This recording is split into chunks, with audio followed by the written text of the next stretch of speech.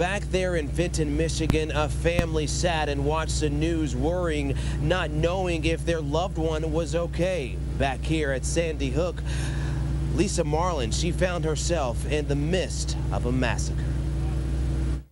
My primary job at Sandy Hook is in the math department, but for a half hour every day, I work in the lunchroom with those first graders. And I know 15 of them very well. Lisa Marlin can't believe her little first graders are gone. You know, I tell them to sit on their bottoms, and I give them forks, and I hear about their loose teeth, and I hear about their play dates. Fond memories in such a difficult time. Marlin is from Vinton, Michigan. Most of her family is still there. But Friday morning, hundreds of miles away from home, Marlin found herself in the middle of a massacre. Two coworkers and I got into a tiny little supply closet, and we heard pops that we knew were shots, and we prayed with all our might. We named every single teacher we could think of, and all the students. Then horrific screams over the intercom. Marlin not knowing if the gunman is coming to her room next. You know, I was scared. I was wondering what it would feel like if I were to get shot. What happens next? Does it just stop and then you walk out? No, we heard the custodian of the school running by. It sounded like he was talking on the cell phone, so he must have called 911. He said it's still happening. We started hearing loud voices telling the kids to get out of the classroom. And at that point, you know, we're wondering, is that a policeman or is it the shooter trying to get us to come out? Then a loud rhythmic stomping sound. I just knew it was boots running down the hallway, and I just knew it was a policeman with work boots on or whatever they would wear, and I felt like it was going to be stopping soon. The terror did stop. A SWAT team moved in and made the gruesome discovery. Marlin lost her principal, fellow teachers, and the little ones who held a special place in her heart. 20 children were found dead in their classroom. I am very, very sad for their parents. They were all wonderful, wonderful kids. They didn't deserve this. No, thankfully that terror did stop, but for Marlin and the rest of the nation, the grieving continues. We're live in Newtown, Connecticut tonight. I'm Chauncey Glover, Local 4.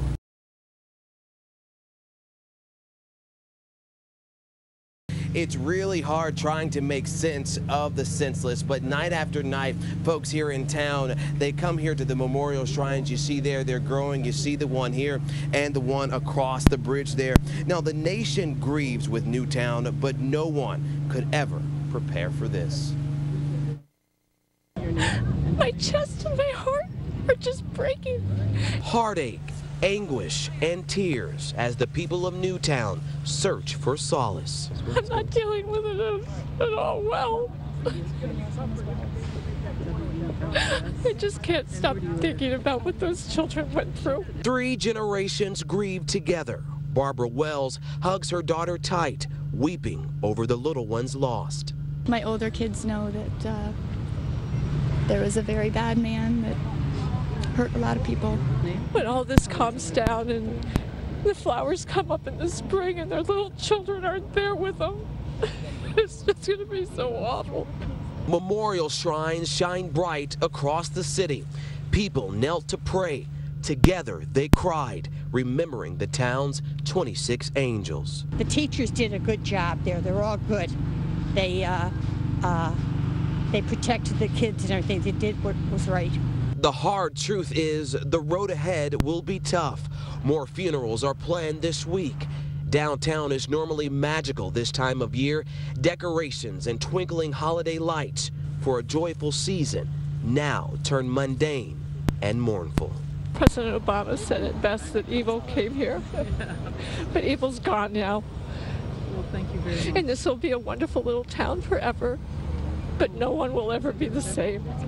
She's actually in another one of my pictures. You just don't get over these kinds of things.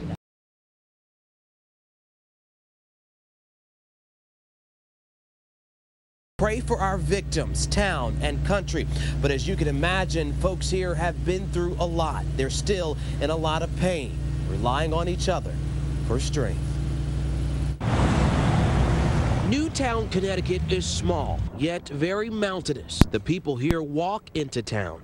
They chop their own firewood. But now folks in this quaint little city have some very horrific stories to tell. The school secretary answered, and she said there's shooting. Library clerk Marion Jacob was inside Sandy Hook Elementary with 18 students hiding. We were like this close together, and I think they were like, what is that? You know, what's going on? The entire town in fear amid the shooting rampage of 20-year-old Adam Lanza. I was horrified. I was laying down with a bunch of my friends in between the seats. Police say Lanza burst through the doors armed with an assault rifle and 2 handguns. It was inside 2 first-grade classrooms, Jacob says, where 20 innocent children were shot and killed.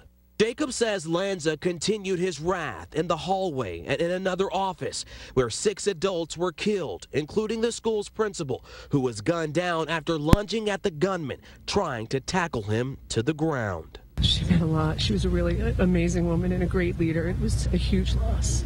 But for Jeannie Pascaletta, the signs were there. She knew Lanza. He graduated high school with her son. Just that he was very shy, introverted kid who didn't have many friends, and even when people approached him, didn't talk much, dressed in military clothes or black clothes. You know, among his peers was known to be different, known to have problems.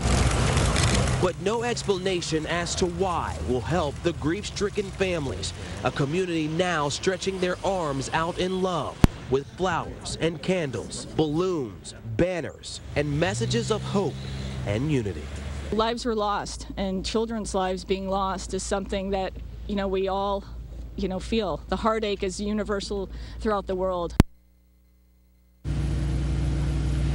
Now, we're here along the main road that runs right through downtown. Police still have this road blocked off in the direction going towards the school. I'm told by local officials they have various spots around town where people can go for grief counseling. We're in Newtown, Connecticut tonight. I'm Chauncey Glover, Local 4.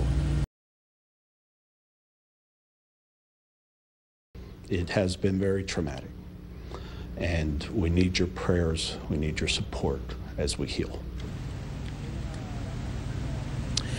And this is what you'll find on every corner here in town, these memorial shrines that people have created. You see candles here, teddy bears, and flowers. Some people tell me they didn't even have family members who were affected by this tragedy, but they are still feeling the loss. One of the most emotional moments for a lot of people here, Rhonda, was when the president read out that list of each and every victim.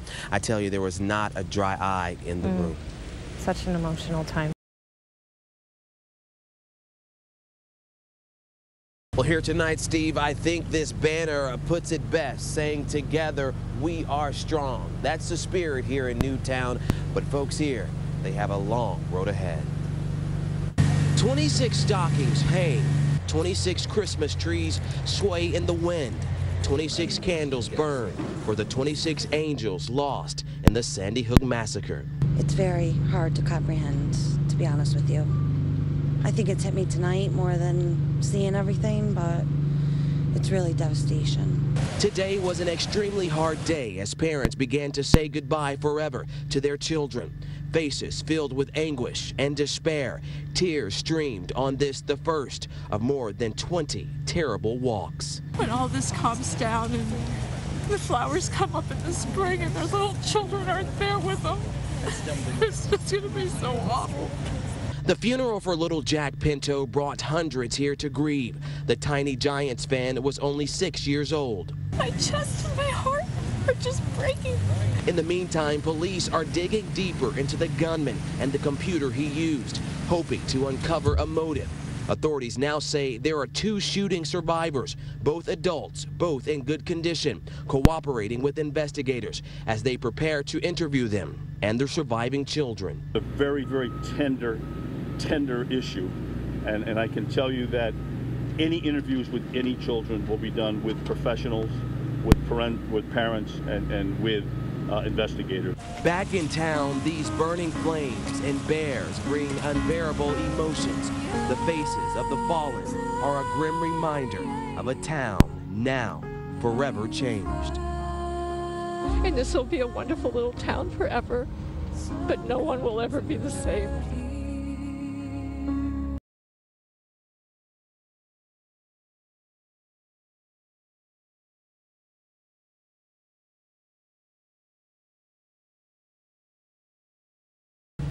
That's right, Ruth. Anne Marie Merlot is originally from Michigan, but now she calls Newtown her home.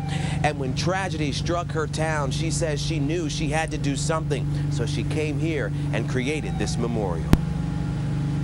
Olivia Engel, Grace McDonald. Anne Marie Merlot calls out the 26 victims' names. People you know, people close to home. Merlot is from Marine City, Michigan, but now calls Sandy Hook home. Her house sits across the road from the elementary school. She watched from her window Friday morning as chaos unfolded. I was hearing sirens, and about 3 of them at first, and then it just got so much more. When Merlot learned the final death toll of the massacre, she says she ran outside, fell to the ground in her front yard, and cried. When you put yourself in that moment, it gets upsetting. Merlot made this flag after 9/11. It has the victims' names sewn into the stripes. Sadly, she had to bring that flag back out, adding the names of some of her own. My kids went to the school, and just being kids, it's hard, and having my own kids, something that shouldn't have happened. Just shouldn't have happened.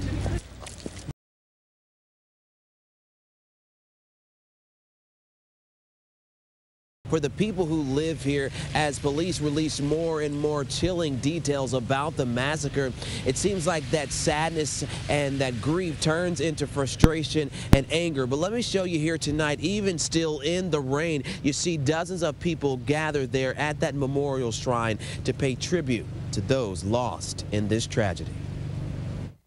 It's cold, rainy, and somber here in Newtown. Holiday decorations have been replaced with memorial shrines.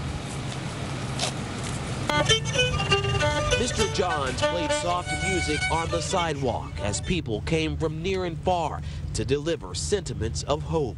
I have a granddaughter who's 9 years old, and I, hug her a little harder. It's been a long 3 days. Today, the townspeople flocked into local churches, hoping to find comfort. It's a terrible thing. It's more distress on top of a very difficult week for people, and more difficulty ahead. There will be 8 funerals out of this parish this week. Young children who lost their lives. There's a great deal of mending and healing to be done. We have some friends, and it's just a sad time for the world, sad time for Newtown.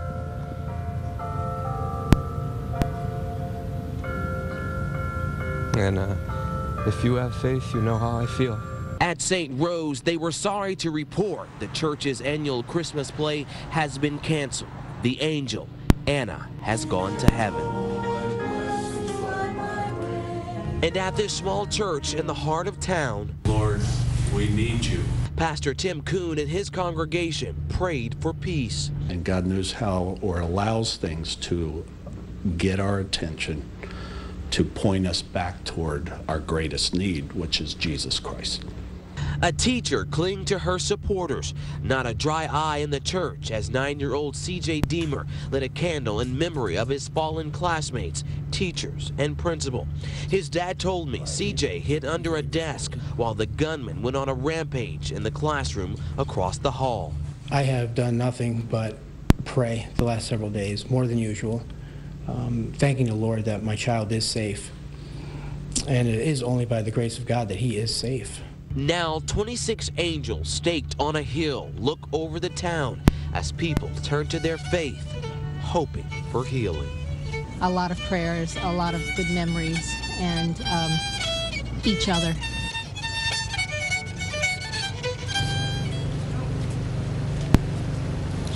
Now, this is the town's Christmas tree. I'm told it was put up about 2 weeks ago, but the folks who live here tell me it is extremely hard for them now to get into the holiday spirit. Reporting live tonight from downtown Newtown, I'm Chauncey Glover, Local 4. Oh, and Chauncey,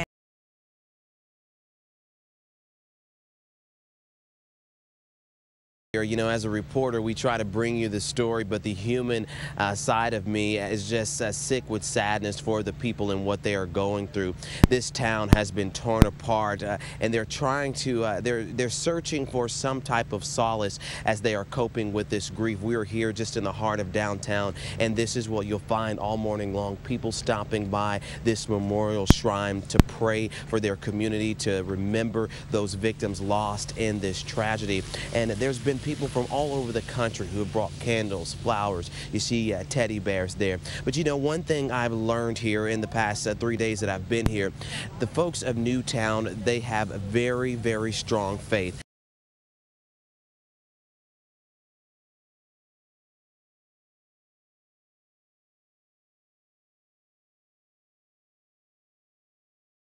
They came together here vowing to make sure to be here for one another even through such a difficult time. Tonight, while covering this story, I found myself even having to comfort and console those people who live here.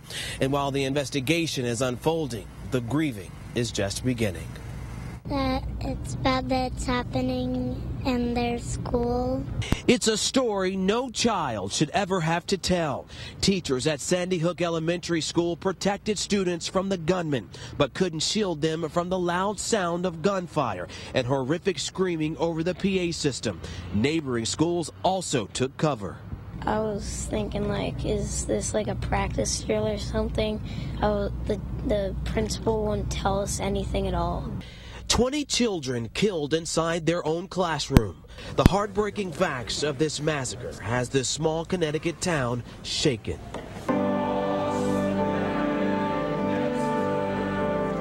As people gathered at the St. Rose Lima Catholic Church Friday night, they consoled each other. You could see the pain in their eyes as they lit candles in memory of those lost.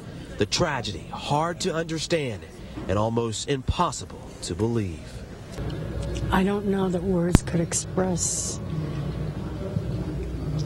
how devastating it is to realize that so many of our small children were taken out at one time by one very sick person.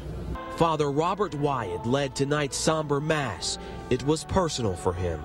I know for sure 6 of the children. They're active here in the parish, and as I say, one was going to be an angel in our Christmas pageant next week, and one was getting ready to make her first Holy Communion. So I baptized a couple of those children, so yeah, I know their families fairly well. Folks here left with heavy hearts, asking why.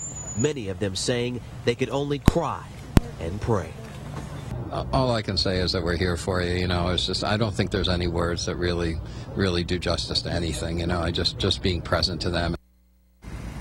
Now, the church will be open for 24 hours for anyone who wants to come here and be counseled or just to pray. I'm also told the parents of those children who were lost in this morning's massacre are being held at the fire department just up the road here.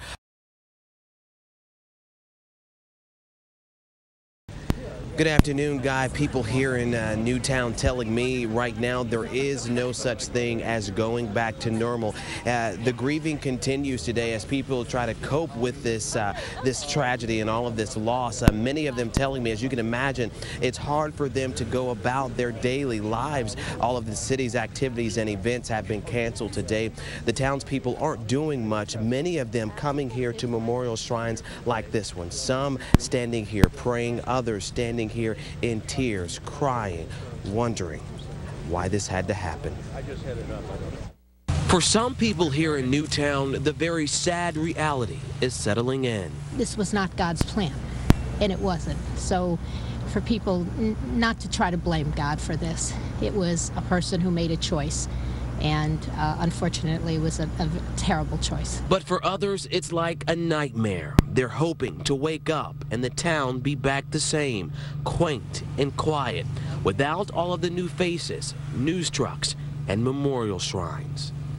We were all torn by this, you know. it's not easy. I got a 9-year-old son that I just who's asked a lot of questions, and I don't know what I can actually say or make it age appropriate, I guess you'd say, to explain such a horrible act. You can feel the sense of great loss here. Many aren't going to work today. Most of the shops aren't open for business. The local schools are closed as the town prepares to say goodbye to the first of the children to be laid to rest this afternoon. It's just sad what happened. I feel very bad for the kids. They didn't deserve that. And it seems like pictures like this that just makes your heart break. People here coming to the memorial shrine, just weeping very heavily.